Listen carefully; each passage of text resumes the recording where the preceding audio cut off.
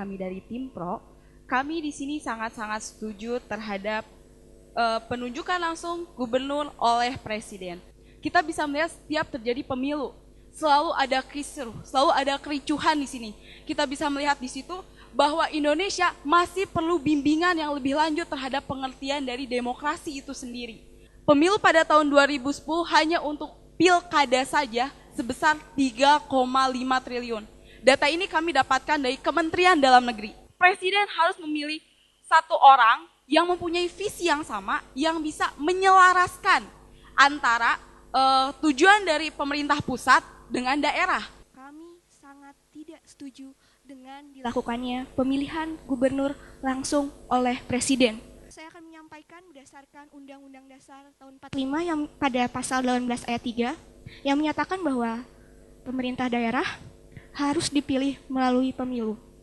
Pemilu merupakan bentuk pemilihan umum atau penyampaian aspirasi masyarakat dengan menerapkan asas-asas seperti langsung, umum, bebas, rahasia, jujur, dan adil. Terima kasih. Parameter ketidaksiapan masyarakat adalah melihat pada ada esensi kepentingan untuk membangun kesejahteraan lebih dahulu.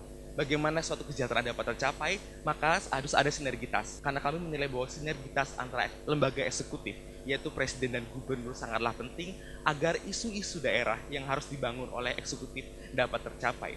Di mana pembangunan harus diutamakan, penciptaan kesejahteraan harus lebih diutamakan daripada menghabiskan tenaga, pikiran untuk menciptakan suatu pemilihan umum di daerah. Karena esensi dari desentralisasi adalah pembangunan daerah. Demokrasi secara langsung memberikan setiap warga negara suatu hak untuk berpendapat, hak untuk memilih, hak untuk dipilih, yang seharusnya hak-hak tersebut dilindungi dan dijunjung tinggi oleh negara. Pemilihan gubernur langsung oleh presiden dikhawatirkan hal tersebut akan dijadikan suatu alat bagi presiden untuk menerapkan sistem pemerintahan otoriter di setiap daerah di seluruh Indonesia ini.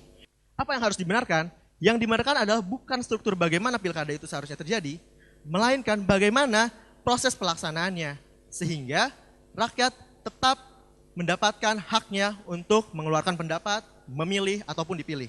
Demokrasi langsung dan tidak langsung dipadukan dengan indahnya. Bagaimana?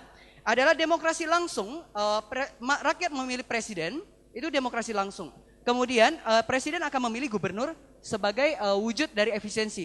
Kemudian yang perlu Anda ketahui adalah pemerintahan tingkat 2, yaitu wali kota dan bupati yang selalu bergerak dan lebih dekat dengan masyarakat, itu tetap dipilih oleh masyarakat. Apabila gubernur dipilih presiden, bukan atas dasar lagi seperti dulu, atas nepotisme atau lobby. Tapi ada parameter, ada penentuan standar gubernur, namun dipilih oleh presiden. Hak pilih dan hak untuk memilih itu adalah hak asasi manusia yang tidak dapat dikurangi dan tidak dapat disimpangi. Sebenarnya ada 5 daerah pemilu kada yang tidak bermasalah. Yaitu pertama saudara, Jawa Barat di tahun 2009, Kalimantan Timur di tahun 2009, atau bahkan Jakarta di tahun 2009 tidak ada masalah. Artinya apa? Yang jadi masalah ada implementatif di lapangan, bukan kepada mekanisme pemilihan langsung atau tidak langsung.